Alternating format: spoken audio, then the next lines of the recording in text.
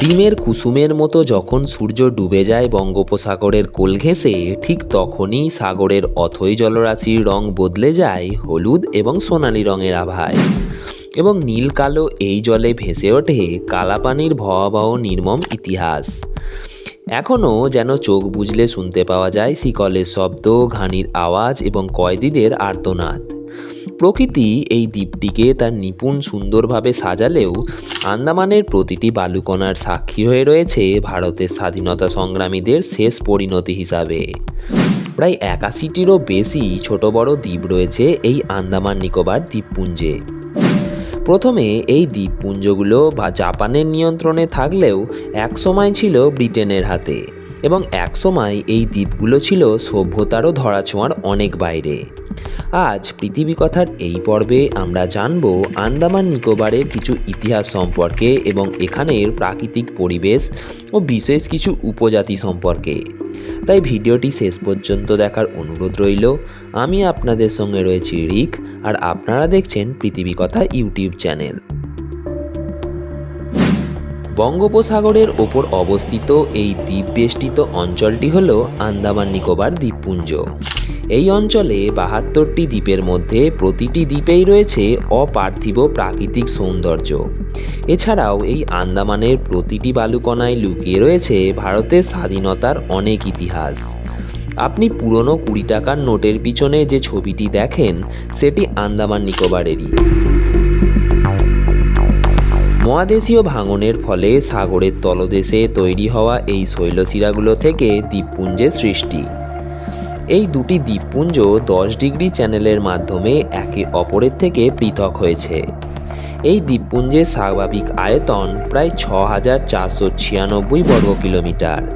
এই দ্বীপপুঞ্জে প্রায় ৩,৮০,০০০-এরও বেশি মানুষ বসবাস করেন। এই আন্দামান নিকোবর কোনো রাজ্য নয়, এটি হলো ভারতের একটি কেন্দ্রশাসিত অঞ্চল বা ইউনিয়ন টেরিটরি। সরাসরি কেন্দ্রীয় শাসনের আওতায় থাকলেও আন্দামান নিকোবরের বিচার ব্যবস্থা পরিচালিত হয় কলকাতা হাইকোর্টের অধীনে।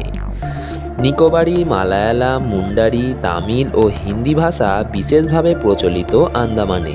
এই অঞ্চলে প্রায় ৮২% মানুষ হিন্দু ধর্মের অনুসারী হলেও বাকিরা মুসলিম এবং খ্রিস্টান ধর্মের অনুসারী। সালটা ১৮৫৮। সেপাই বিদ্রোহের পর ব্রিটিশ সরকার এখানে একটি কারাগার স্থাপনের পরিকল্পনা করে। ওই সালেই ভাইপার দ্বীপে একটি কারাগার স্থাপন করা হয়। ২০০ জন বন্দীকে এই কারাগারে রাখা হয়েছিল। এই বন্দির বেশিরভাগ মানুষই ছিলেন ব্রিটিশ শাসিত ভারতের বিদ্রোহী সৈনিক বা বিপ্লবী। এরপর ১৯০৬ সালে পোর্ট ব্লেয়ারে আরেকটি জেলখানা তৈরি করা হয়, ফলে পুরনো সেই জেলখানাটি পরিত্যক্ত বলে ঘোষণা করা হয়। পোর্ট ব্লেয়ারে তৈরি করা নতুন এই কারাগারটির নামকরণ করা হয় সেলুলার জেল, বাংলায় যাকে আমরা কালাপানির জেল হিসাবে চিনি। ১৯৪২ সালের ২১শে মার্চ দ্বিতীয় বিশ্বযুদ্ধ চলাকালীন জাপানিরা এই আন্দামান দখল করে নেয়। জাপানি সেনার আক্রমণের ফলে আন্দামানের বহু সাধারণ মানুষ প্রাণ হারায়। পরবর্তীকালে জাপান সরকার নেতাজি সুভাষচন্দ্র বসুর প্রতিষ্ঠিত আজাদ হিন্দ ফৌজ সরকারের হাতে তুলে দেয় এই আন্দামান নিকোবর দ্বীপপুঞ্জকে। ১৯৪৩ সালে ৩০শে ডিসেম্বর সুভাষচন্দ্র বসু পোর্ট ব্লেয়ারে ভারতের জাতীয় পতাকা উত্তোলন করেছিলেন। এবার জানবো আমরা আন্দামানের অপরূপ সৌন্দর্যের কথা। আন্দামান নিকোবরের জলের নিচে ছড়িয়ে রয়েছে অপরূপ সৌন্দর্য। বিগত ৪০ বছরেরও বেশি সময় ধরে এই অঞ্চলে বাণিজ্যিকভাবে মাছ ধরা নিষিদ্ধ করা হয়েছে। এই আন্দামান নিকোবরে বিশেষ কিছু বিরল জীববৈচিত্র্য দেখা যায়, যেমন এখানে পৃথিবীর সবথেকে বড় কাঁকড়ার দেখা মেলে। এছাড়াও আরেকটি বিরল প্রজাতি যেটা হলো ডুগং, যেটিকে স্থানীয় লোকজন সামুদ্রিক গাভী বলেও ডেকে থাকে। এছাড়াও প্রচুর পরিমাণ সামুদ্রিক কচ্ছপ প্রজনন কেন্দ্র হলো এই আন্দামান নিকোবর। এছাড়াও দক্ষিণ এশিয়ার একমাত্র সক্রিয় আগ্নেয়গিরি ব্যারেন এই অঞ্চলেই অবস্থিত।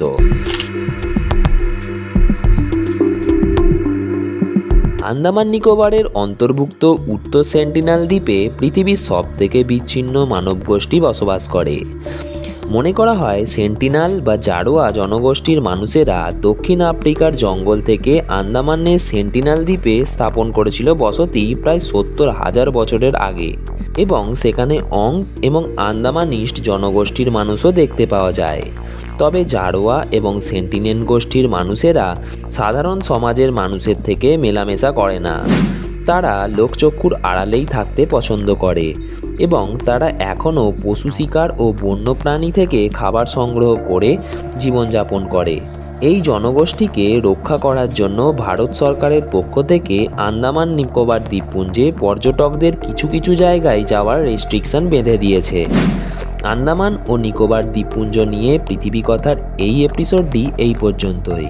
ভিডিওটি আপনার কেমন লাগলো তা অবশ্যই কমেন্ট করে জানাবেন, আর এরকম আরও ইন্টারেস্টিং ভিডিও পাওয়ার জন্য চ্যানেলটিকে সাবস্ক্রাইব করে পাশের বেল আইকনটি ক্লিক করতে ভুলবেন না।